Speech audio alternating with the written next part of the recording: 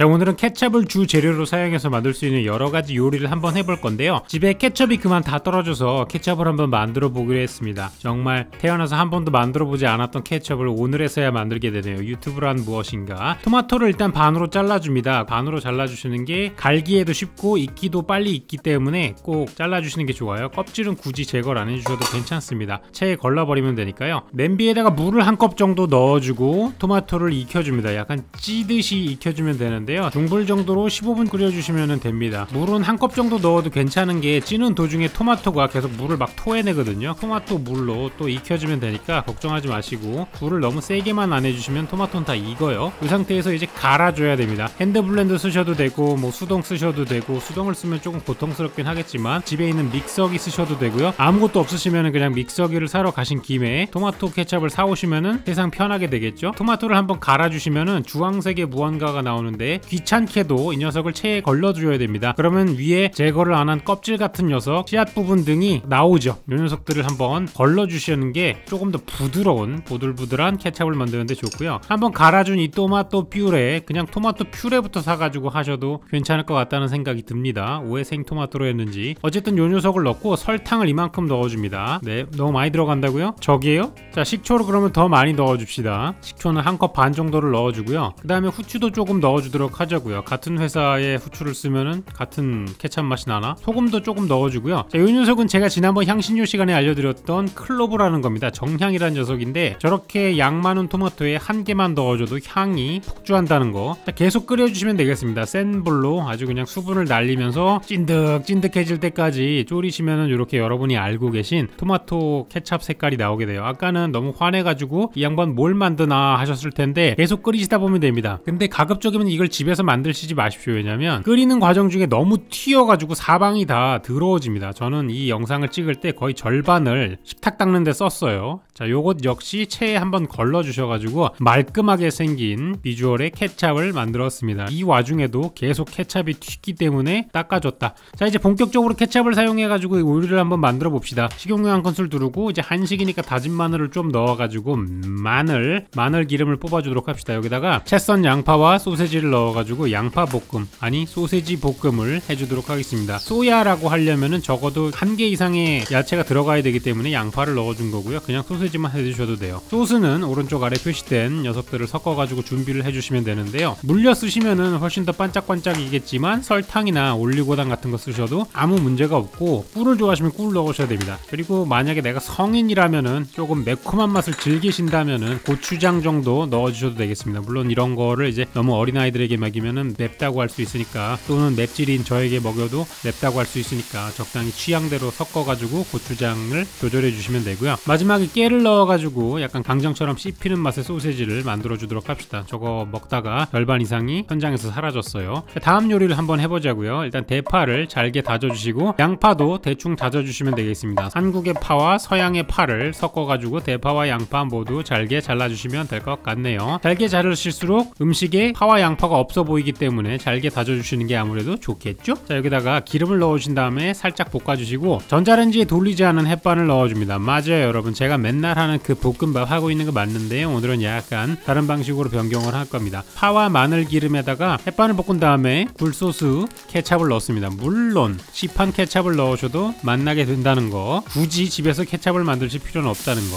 그래서 케첩 볶음밥을 만들어줬어요. 이쯤 되면은 아마 눈치가 빠르신 분들은 뭘 만드는지 딱 눈치를 채실 겁니다. 맞아요, 오므라이스입니다. 자, 그래서 오므라이스니까 오믈렛을 만들어줘야 되는데 고급 오믈렛은 고수들만 만들 수 있겠죠. 그러니까 저는 그냥 허접한 오믈렛을 만들도록 하겠습니다. 팬에다가 기름을 달궈주신 다음에 풀어놓은 계란을 넣고 센 불에서 한번 휙 돌려주시면 저렇게 계란이 약간 부풀면서 익습니다. 불을 꺼주시고 계속 휘저어 주시면서 슬근슬근 절반 정도만 익게 돌려 돌림판 해주시면 되겠습니다. 옆으로 스르르 얹어주시면은 남들이 봤을 때는 되게 있어 보이는 그런 게 되겠죠. 하지만 그게 무슨 상관입니까? 일단 맛있으면 되니까 케첩밥과 계란을 먹어줍시다. 이제 다음 요리를 또 가자고요. 마늘을 준비해 주시고 해주시고, 마늘이니까 아무래도 이번 요리도 한식이지 않을까요? 대파도 한번 준비를 해주시고, 소스를 만들어야겠죠? 오른쪽 아래에 소스 정리를 해두었으니까요, 사용해보시면 좋을 것 같습니다. 물을 넣으시면 조금 더 소스가 잘 섞인다는 거. 오늘 준비한 건 돼지고기 앞다리살입니다. 이게 대체 뭐냐고요? 오늘은 케육볶음을 할 것입니다. 제육볶음이 아니라 케육볶음이에요. 솔직히 저는 이거를 어디서 영감을 얻었냐면은 동남아시아 갔었을 때 케찹에다가 돼지고기를 볶아주는 반찬 요리가 하나 있었어요. 그러니까 어딘가에는 존재하고 있는 음식입니다. 제가 뭐 괴식을 만들어낸 건 아니고요. 실제로 저도 이걸 먹어보고 약간 긴가민가 하긴 했는데, 제 작업실에서 이제 살고 있는 자비스의 말을 생각한다면 자기 입맛에는 굉장히 잘 맞는다고 하네요. 그래서 제육볶음을 만드는 방식대로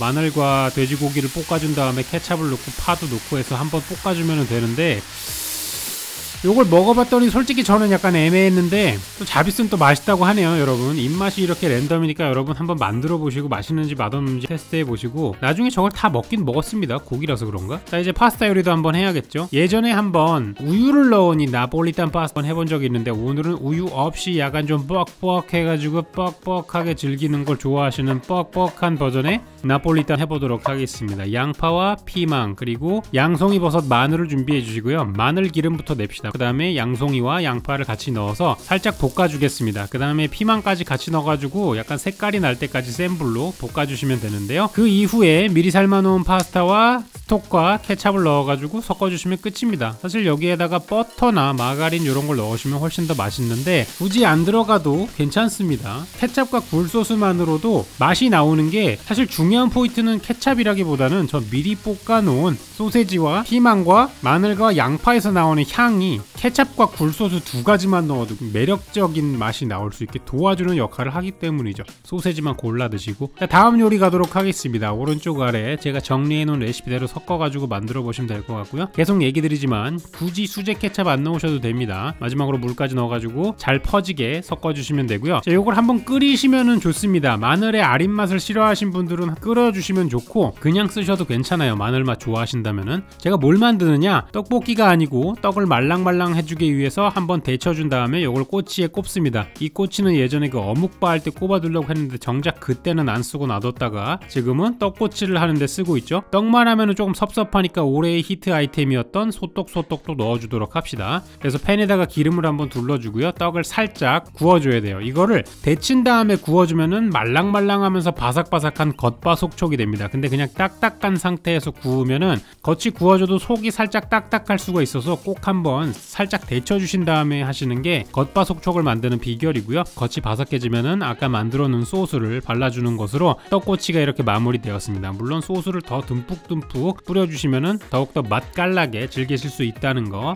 체크 해주시면 되고요. 자, 마지막 요리 들어가겠습니다. 양배추를 아주 가늘게 잘라주세요. 그래야 나중에 드실 때 훨씬 더 아삭아삭한 느낌이 강해지고, 또 요걸 한번 썰으신 다음에는 찬물에 담가 두시는 게 좋습니다. 그냥 먹으면 입에 살짝 전분기 같은 게 남아서 꺼끌꺼끌한 느낌이 남아요. 그건 조금 불쾌하니까 물에 담가 주시면 그게 많이 해소가 되고요. 칼질을 얇게 못 하시는 경우에는 당근 같은 거 얇게 채 썰기가 되게 힘들어요. 그럴 땐 뭘 쓰시면 되느냐, 이렇게 껍질 벗기는 도구, 이런 건 하나씩 있으시잖아요. 얼마 하지도 않으니까. 이런 걸로 얇게 껍질을 벗겨주신 다음에 그걸 요렇게 채 썰어주시면 아주 얄쌍한 채가 나옵니다. 당근은 잘 안 먹기 때문에 얇게 썰어주셔야 거의 존재감이 안 느껴지고요. 다음은 소스를 또 준비해 주시면 되겠습니다. 이 녀석은 무슨 소스냐, 비빔소스입니다. 비빔소스. 오늘은 비빔소스와 양배추까지 알려드렸으면 거의 다 온 거죠. 맞아요. 만두, 비빔만두를 할 겁니다. 만두를 이제 튀겨야 되는데, 기름 2큰술과 물 1큰술을 넣어준 다음에 불을 제일 센 불로 올리고 뚜껑을 덮고 한번 흔들어 줍니다. 그 다음에 3분 있다가 돌아오신 다음에 뒤집어 보면은 이렇게 만두가 완벽하게 잘 타있는 모습을 찾으실 수가 있어요. 그러니까 3분 동안 가만히 있지 마시고 중간에 한번 와가지고 섞어주시면 살짝 덜 탈 수 있어요. 사실 저것도 탄 게 아니라 마이야르라는 거 여러분 지금쯤 왔으면 다 알 거 아니에요? 마지막으로 이렇게 데코레이션을 해줍니다. 사실 이 위에다가 깻잎 같은 걸 두면 훨씬 더 데코레이션이 이쁘게 나오고, 마무리는 시뻘건 소스로 해주십시오. 그러면은 빨간 소스는 대부분 식욕을 자극하는 효과가 강하기 때문에 어떤 음식 위에 어떤 음식을 맛있게 만들어주는 효과가 있습니다. 그 다음에 잘 버무려 가지고 드셔주시면 될 것 같네요. 자, 그래서 오늘은 이렇게 케찹을 이용한 요리 몇 가지를 해봤고요. 사실 케찹 같은 경우에는 구하기도 쉽고 어렸을 때부터 먹기 편한 그런 재료잖아요. 근데 사실상 여러분이 케찹을 한 번도 만들어 보신 적은 없으실 거예요. 그래서 그거 한번 보여드렸고, 일반적으로 먹는 음식 외에도 이런 식으로 사용할 수 있다라는 거에 대해서 알려드렸습니다. 그래서 오늘 영상은 여기까지고요. 저는 다음 시간에 또 쉽고 간편하고 맛있는 레시피로 다시 찾아오도록 하겠습니다. 오늘도 긴 영상 시청해주셔서 고맙습니다.